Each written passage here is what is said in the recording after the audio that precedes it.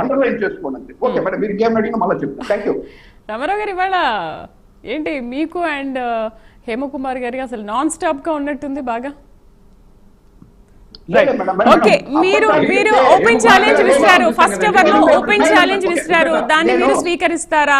మీ దగ్గర ఏమైనా ప్రూఫ్స్ ఉన్నాయా? నిరుద్యోగ భృతి లేదు, అసలు ఉచిత బస్సు లేదు, ఏమీ లేదు, అన్నదాత సుఖీభావ ఏమీ లేదని మాట్లాడారు.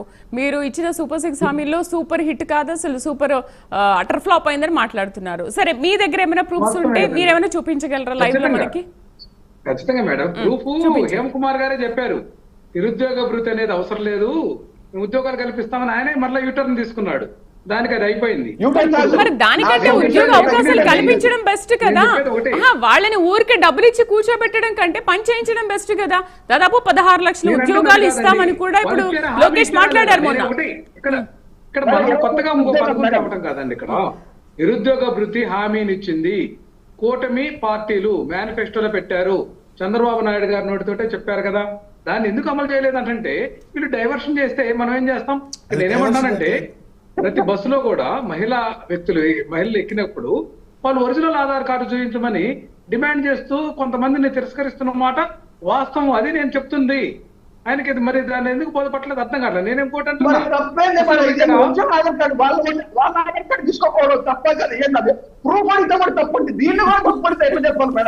సరే, ఏం చేయాలంటారు రామారావు గారు? మీరు చెప్పండి, ఏం చేయాలంటారు? సరే, ప్రూఫ్ లేకపోయినా సరే ఊరికే ఎక్కించుకోవాలంటారా? హేమకుమార్ గారు, మీరు ఇంకో కొత్త మేనిఫెస్టో తయారు చేస్తారా ఏంటి? మీరు ఇచ్చినటువంటి మాట్లాడుతుంటే దాని సమాధానం చెప్పకుండా ఎస్కేప్ అవుతా ఇప్పుడు రాయలసీమ అభివృద్ధికి జగన్మోహన్ రెడ్డి గారు చేసినటువంటి అంశాలు చాలా ఉన్నాయి. అసలు జగన్మోహన్ రెడ్డి గారు ప్రారంభం చేస్తే ఉపయోగంలో తీసుకొస్తే దాన్ని మళ్ళీ మూలన పడేస్తారా లేదా? ఇది కదా ఈ యొక్క క్షుద్ర రాజకీయం. వెలుగొండ ప్రాజెక్టును ఎందుకు మూలన పడేస్తారు?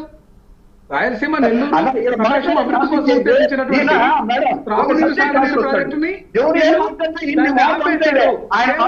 కావాలని చేస్తున్నారు.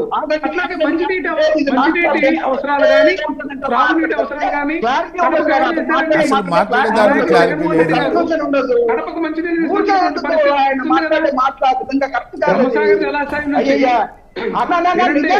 సార్, మీరు తీసుకొచ్చింది ఏంటి రామారావు గారు? కడపకు మీరు తీసుకొచ్చింది ఏంటి? మీరు చేసిన అభివృద్ధి అంటే ఒకసారి చెప్పండి. ఫిష్ మార్కెట్ ఒకటి తీసుకొచ్చారు, అసలు మత్స్యకారులకు ఫిష్ల గురించి ఎవరికి తెలియదు, మీరు దాన్ని తీసుకొచ్చారు. ఇంకేం చేశారు? నేను ఒక్క నిమిషం అండి, మీరు వినండి. హేమకుమార్ గారు, కడపకు బ్రహ్మసాగర్ ప్రాజెక్ట్ నుంచి తాగునీటి సరఫరాను తీసుకొచ్చింది జగన్మోహన్ రెడ్డి గారా కాదా? ఇదే అసలు సీమకు సాగునీటిని తీసుకొద్దాం అనుకుంది ఎన్టీ రామారావు గారు. ఆ రోజుల్లో శ్రీకారం చుట్టారు. తర్వాత తెలుగు గంగ ప్రాజెక్టు గాని, అందరినీవా గాలేరు ప్రాజెక్టు గాని, ఇవన్నీ కూడా తీసుకొచ్చింది 2014లో చంద్రబాబు గారి హయాంలో ఎన్డీఏ ప్రభుత్వం. వినకుండా ప్రజల్లోకి తెలియకుండా వీళ్ళు అడ్డుపడేటటువంటి సంస్కృతికి అలవాటు పడ్డారు. వీళ్ళ యొక్క భావదారిద్ర్యాన్ని మనం ఏం చేయలేం. ఈయన అన్నాడు సిగ్గు అనేటువంటి పదం వాడకూడదు అన్నాడు హేమకుమార్ గారు. ఓకే, నువ్వు ఎందుకు మాట్లాడినావు? అచ్చోసిన ఆబోతులను మాట్లాడాడు. సిగ్గు అనే పదం తప్ప, అచ్చోసిన ఆబోతు తప్పండి. ఇక్కడైతే అర్థం చేసుకోవాలి. వీళ్ళకి పదాలకు అర్థాలు కానీ దానికి సంబంధించి తెలియదు. ఏదో ఒకటి మాట్లాడి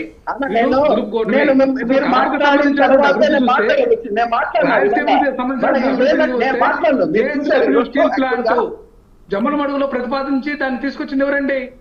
కొప్పర్తిలో ఎలక్ట్రానిక్ తయారీ పరిశ్రమ పెట్టుబడులు మంది ఉద్యోగాలు కల్పించడానికి అట్లాగే సెంచురీ ప్లైవుడ్ యూనిట్ ని తెచ్చింది ఎవరు? ఫ్లైబోర్డ్స్ తయారీ యూనిట్ ని ఆదిత్య బిర్లా టెక్స్టైల్స్ వాళ్ళ యొక్క పార్క్ ని ప్రారంభించింది. మీకు తెలియదా? 2000 మంది ఉద్యోగాలు కల్పించింది. మీకు తెలియదా? వీళ్ళ యొక్క భావదారిద్ర్యం ఏంటంటే మేము చేసినటువంటి పనులన్నీ కూడా తహతహలాడి మేమే చేసామని చెప్పుకోవడం.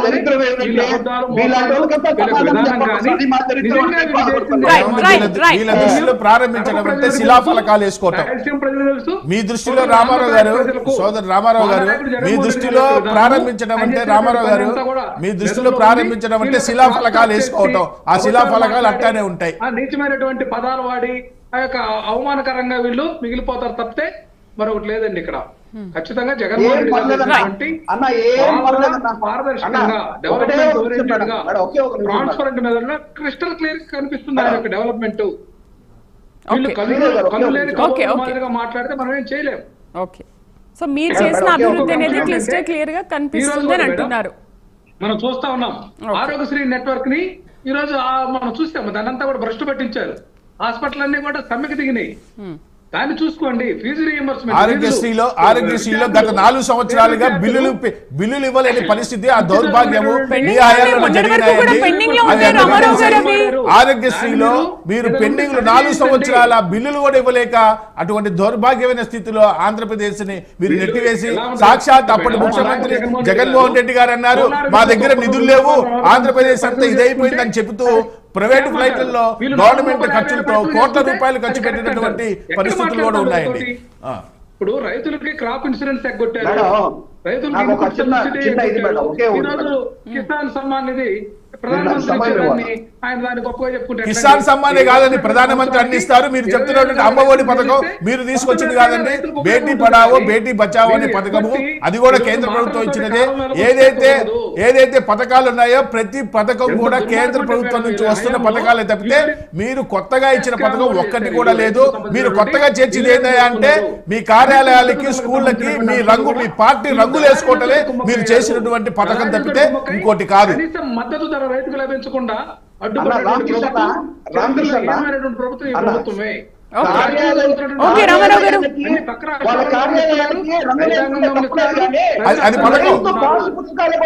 రైతు పాసు పుస్తకాలు జగన్మోహన్ రెడ్డి రైతు పొలాలు కూడా పెంచి అన్నిటికీ ప్రచారమే తప్ప కల్తీ మద్యం ప్రక్రియలో ఎక్కడన్నా కల్తీ మద్యం విషయంలో అదేనండి మీరు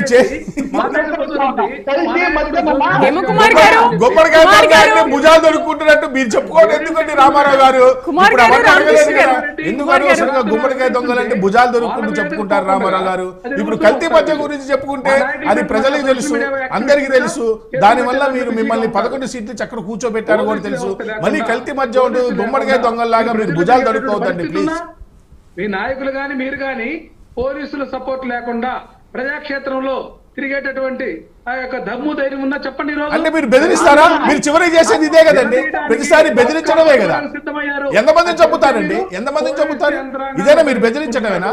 ప్రజాస్వామ్యం అంటున్నారు పక్క. ప్రజాస్వామ్యం అంటే అర్థం ఏంటండి? ప్రజాస్వామ్యం అంటే అర్థం ఏంటి? గౌరవ రామారావు గారిని నేను ఒక ప్రశ్న చెప్పండి. రామారావు గారు బెదిరింపు ధోరణిలో మాట్లాడుతున్నారు. మేడం ఈ రోజు మంత్రులు కావచ్చు, ముఖ్యమంత్రి కావచ్చు, ఉప ముఖ్యమంత్రి కావచ్చు, మేడం ఎక్కడికైనా బయట పోయినప్పుడు పోలీసులు వాళ్ళ డ్యూటీ కదా, వాళ్ళ బాధ్యత చూసుకోవాలనేది వాళ్ళ డ్యూటీ కదా. పోలీసులు లేకుండా మేము బయట రాలేమనేదంటే పరదాలు లేకుండా బయట రాలేని ముఖ్యమంత్రి ఈ దేశంలో కానీ ఈ ప్రపంచంలో ఎవరైనా ఉన్నారంటే అది ఒక్క జగన్మోహన్ రెడ్డి తప్పితే ఇంకెవ్వరు లేదండి. మీరు ఒక్క విషయం ఆలోచించుకోండి, పరదాలు లేకుండా పచ్చని చెట్లు నరికేసి వైజాగ్ లో పెద్ద పెద్ద వృక్షాన్ని నరికేసి ఆయన పరిజ్ఞాన కోసం చేశారంటే అది ఒక గత ప్రభుత్వంలో తప్పితే అది ఇంకెక్కడ ఉండదండి. పెద్ద పెద్ద గాలి చెట్లు పడిపోయినాయి తప్పితే చెట్లు పడిపోయినాయి ఒక ముఖ్యమంత్రి పర్యటన చెట్లు నరికేసి పరదాలు ఒకటే మేడం, వైఎస్ఆర్ కాంగ్రెస్ పార్టీ అప్రతిహతంగా ఈ రోజు ప్రజల్లో తన పరపతిని పెంచుకుంటా ఉంది. దాన్ని చూసి ఓర్వలేక వీళ్ళు పదే పదే విమర్శలు గుప్పిస్తున్నారు. సరే, ఇప్పుడు రామారావు గారు ఫైనల్ గా మీరు కడపలో మీ పరపతిని ఏ విధంగా పెంచుకుంటున్నారు? రామారావు గారు, ఓకే, మీరు బలహీనపడ్డారని అనుకుంటున్నారా, లేకపోతే భయపడుతున్నారా? కూటమి నేతలకి భయపడుతున్నారా? సరే, ఇప్పుడు ఇక మీదట ఏం చేయబోతున్నారు? నెక్స్ట్ ఎలక్షన్ కి కడపని ఏ విధంగా బలపరుచుకోబోతున్నారు? మా నాయకుడు జగన్మోహన్ రెడ్డి గారు ఒంటి చేత్తో సొంతంగా పార్టీని ముందుకు తీసుకోబోతున్నటువంటి అంశం గానీ గతంగానే ఉంది. వీళ్ళ మాదిరిగా మామ చేతిలో ఉన్నటువంటి పార్టీని వెన్నుపోటు పొడిచి మేము లాక్కోలేదు. వెన్నుపోటు పొడిచింది ఎవరండి? అసలు జగన్మోహన్ రెడ్డి గారు ఎక్కడి నుంచి వచ్చారండి? జగన్మోహన్ రెడ్డి గారు ఎక్కడి నుంచి వచ్చారు? రాజశేఖర రెడ్డి కొడుకుగా. రాజశేఖర రెడ్డి గారు ఎవరు? కాంగ్రెస్ పార్టీలో ఉండి కాంగ్రెస్ పార్టీలో పెరిగి కాంగ్రెస్ పార్టీలో డబ్బులు సంపాదించుకొని కాంగ్రెస్ పార్టీ వెన్నుపోటు పొడిచి వైసీపీ పార్టీ స్థాపించింది జగన్మోహన్ రెడ్డి గారు. వెన్నుపోటు పొడిచింది జగన్మోహన్ రెడ్డి గారు. అది మీరు గుర్తుంచుకోండి. కాంగ్రెస్ పార్టీ క్యాడర్ తప్పితే వైసీపీ క్యాడర్ కాదు. ప్రతి ఒక్కరు కాంగ్రెస్ పార్టీ క్యాడర్. కాంగ్రెస్ పార్టీని నిలువున ముంచేసి కాంగ్రెస్ పార్టీకి వెన్నుపోటు పొడిచి కాంగ్రెస్ పార్టీ వీళ్ళు వెన్నుపోటు పొడిచి తెచ్చుకున్నారు తప్పితే వీళ్ళ సొంతంగా నేను చెప్తాను. జనసేన పార్టీ అవాయి చెప్పుకునేసుకున్న వ్యక్తికే మేము పదవులు కొట్టడానికి ప్రత్యేకంగా చూస్తామని చెప్పండి, అసెంబ్లీ పంపిస్తామని చెప్పని చెప్పి మేము 1200 ఎకరాలు కట్టబెట్టడంలో గానీ, లేకపోతే ఈ రోజు మనం చూస్తా ఉన్నాం ఆ యొక్క మంగళగిరిలో ఉన్నటువంటి పార్టీ ఆఫీస్ కూడా గిఫ్ట్ గా వాళ్ళ ఆస్తులు కూడబెట్టుకోవడానికి తప్ప మరొక మార్గం లేదు. బ్లాక్ మనీ ఇక్కడ వచ్చినటువంటి బ్లాక్ మనీని చేసుకోవడానికి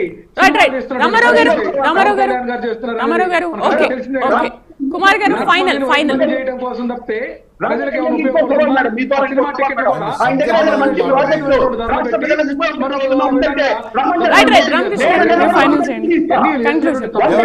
సబ్జెక్ట్ వేరు, మాట్లాడుతుంది వేరు.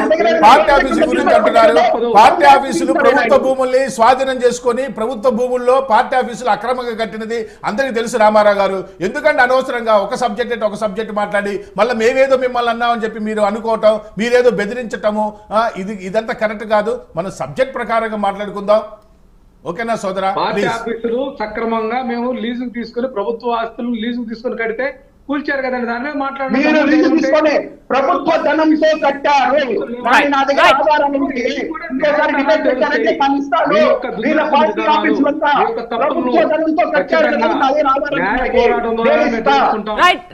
కుమార్ గారు